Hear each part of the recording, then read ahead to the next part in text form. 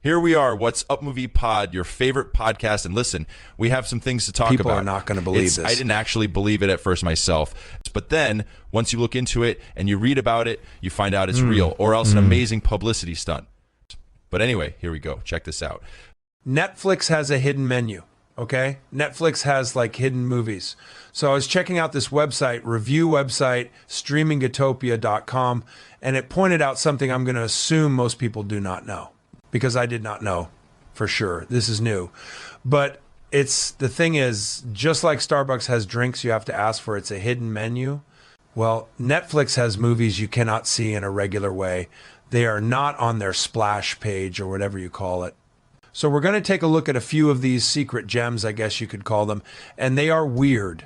Weird? I don't know if we should call them weird, because not all of them are weird. But some of them, I mean, that's the right, ones you that's handed right. off to me to explain, yes, those are definitely weird. Definitely off the beaten path. They are so far off the beaten path that there isn't even an unbeaten path to follow.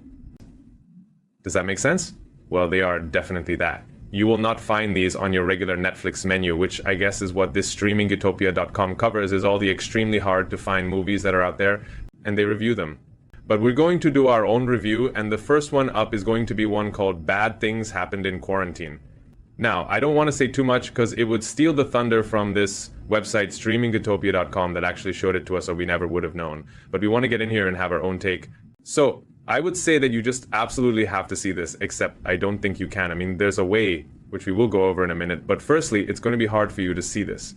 And it is weird. I guess we said that. It's one of the weirdest series of movies I've ever seen, because it doesn't really, I want to say that it doesn't try to make sense, but it does make sense in a very surreal, very creepy, very dreamlike way. So, what happens in Bad Things Happened in Quarantine is, we are given a series of short films, all united by the idea of being stuck in quarantine back when COVID was going on. And it's about a bunch of super weird events that occurred, okay? One is about a normal couple who are stuck in their house and have nothing to do in the COVID quarantine situation. So they start observing the homeless people in their neighborhood. And one day, two very, very scary, weird homeless guys have a baby with them. Like, they just suddenly have an infant that they are holding out there in the alleyway. And I mean, the woman in the story is just losing it, trying to figure out how did this baby get there and what are they doing? What do they want? It's very stressful, very cool thriller. Another one is about two, like, tough, angry, young 20-something. They would join Fight Club if one existed for them, and they have to room together. They're roommates, and they hate each other. And they start fighting. And their fights get more and more crazy, elaborate, and amazing. Like, to the point they literally have jousts on horseback in the streets. And since no one has anything to do, it draws a crowd. It's crazy. You have to see it. Yeah. We gave you a good one. It's kind of out there. It's all these really scary, strange stories of what people did in quarantine. In another one of the episodes, this creepy uncle comes to stay with the family, and he stays in the garage. And the guy is like an artist. And what he does is he creates these little miniature scenes of things like Napoleon at Waterloo, and then very creepy ones of Hitler in the bunker, and one, of Jeffrey Dahmer walking down a street. It's so disturbing, honestly. And then he starts making an incredibly, incredibly detailed, tiny little diorama miniature of the family, of the people where he's staying in their garage. And he has the miniature people eventually get into really terrible situations where it seems like they've been disemboweled and the kid is hiding in the house. The little dollhouse setup he has shows the kid hiding and all kinds of chaos. And we're like, who are they hiding from? It is so, there's one scary. other one. Sorry, got to get in here, where it's so creepy, where the one with the pigs. Oh my God, there's like a monastery, in modern times, and they have a pig farm. And there's this part where the farmer monk guy is looking out at the misty field where all the pigs are dead because, in quarantine. The slaughterhouses couldn't take all the livestock. There was no workers. They were shut down. So he looks out, and it appears that either someone has put human faces with human flesh onto the dead pigs lying in the field, or else the pigs are now resembling human people, or else he is just hallucinating and losing his mind. But it is absolutely so creepy. And we should say some of these episodes are really short, and it's almost like the lack of explanation makes them way scarier. It's just a whole giant gob of weird, and you have to eat it and no one tells you why, I guess, if that makes sense. That one is also kind of comical, really, I guess they all are, but they have it's very much a horror movie vibe for these. They are the darker versions of Black Mirror and that kind of thing. One last one I want to mention, because they do a really good job of putting you back into the feel of the quarantine time where you couldn't really do anything, but you had free time. and you were in a dazed kind of mindset, lonely mindset. Anyway, they capture that in the one where the guy starts developing this very weird globules of like fat that he caught from something that died in his pool that we can't identify. I mean, I'm telling you, this is kind of some Lovecraftian weird shit. But that one, and the thing where the cops everywhere seem to lose their minds and they won't listen to people calling for help, that hit home for what you had nightmares about in quarantine. Well, you pretty much stole my whole review thing.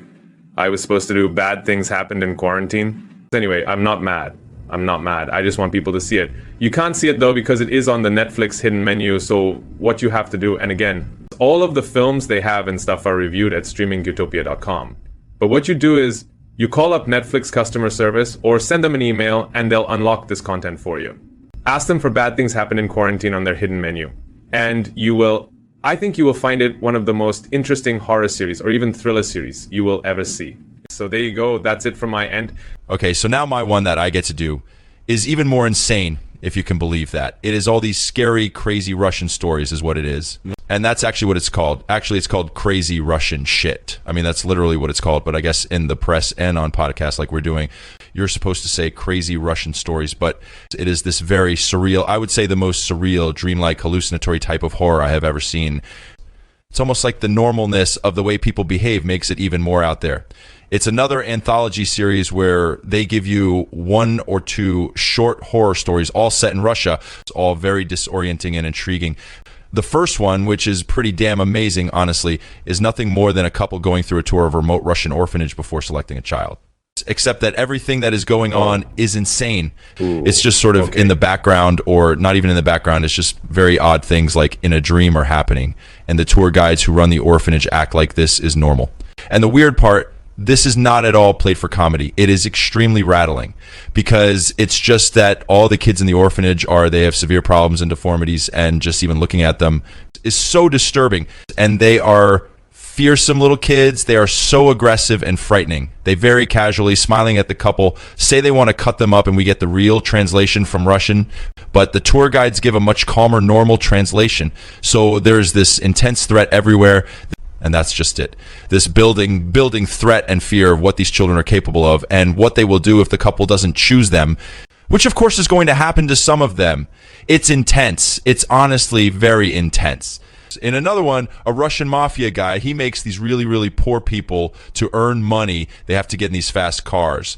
They have BMWs and Mercedes and Lambos and all kinds of things, and the people have to get on the freeway and drive them backwards really, really fast. And it's just cruelty and frightening. That's right. And it's all done with such realism is the thing. Because this series uses intense realism, it makes it even more dreamlike and powerful. In another one, these construction workers are doing something, and it looks very normal, but we get these huge, creepy vibe. We don't even know why. I think it's really masterful how they draw this out, but this construction site is making these elaborate guillotines. That's what it's doing. And they're planning to kill this one woman. It's a really unnerving, dreamlike experience. It's great, though. In another one, there's almost a conventional, but you can't really say conventional because the way they do these is just so original and creepy. You just feel like this was footage smuggled out of Russia, but it's where these two guys are on a gigantic icebreaker ship that crushes its way across the polar ice caps and just crushing. Driving through the icy ocean, and you're wondering why are they all alone? 2 of them on this gigantic ship, and eventually you realize there is a zombie plague on board, but then there's ice everywhere, so the zombies are trudging. Like, they're running on the ice after the ship, and they will never get tired. Ever. But the thing that makes it so good is we start to realize the 2 guys have the zombie virus, and they don't know it. They are talking to each other and making these plans, but they don't make any sense. Their language is like out of a dream, just babble that they act like is understandable. So freaky. The funny part is we haven't told people the whole thing about these shows and the controversies. I guess we're not going to tell all the weird controversies. Because people out there are saying that the bad things happen in Quarantine Show is real. They're saying that the events happened, or some of them happened. And that has the internet all kicked up, and they don't really even know the half of it. But the Russian one, the crazy Russian stories, can't be real though, right? So I don't think anyone is saying that.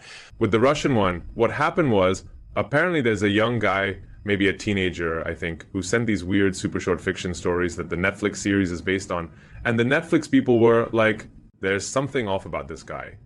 This is not right. I mean, how is he getting these out, and did he come up with these? And so, when they go to find out more, it turns out he apparently is a real, actual Russian serial killer who killed hundreds of people in his Moscow apartment. That's the part of the story of the whole thing that they tell on StreamingUtopia, because it's part of why it's on the Netflix hidden menu, I guess. Some kind of legal reason is, I guess, behind all that. The teenager claims that what he really is doing is running errands and running cover for a much older guy in Moscow who did these killings. So whatever is going on over there is as bizarre and interesting as the Netflix series. But whatever the case, I feel like we will be spoiling some of the stuff they have for you on StreamingUtopia if we go in depth. So I think for our little podcast, we just want to say that there are some extremely unusual and really interesting things to stream on Netflix if you can get hold of that hidden menu. So there you go. That should intrigue you. And that's pretty much all we had to say this episode. Yeah, they are very creative and worth checking it out. It's worth it to bother Netflix about it. Email customer service or call them. You can call them and just say, I want to see bad things happen in quarantine. It's supposed to be available on your site. I want to request it. And you will find it very, very interesting. I promise. If you want to see these things and other ones that are reviewed on StreamingUtopia.com, then ask Netflix about its hidden menu. It's crazy Russian shit or crazy Russian stories alongside bad things happen in quarantine. And I guess a bunch of other things they're coming out with are discussed on that website I just told you about. And there's a link. Those guys at Netflix are a lot more inventive and, hey, I think maybe a lot weirder than we ever thought possible. All right, till next time, that's our little mini podcast. Check in with you later. Bye now.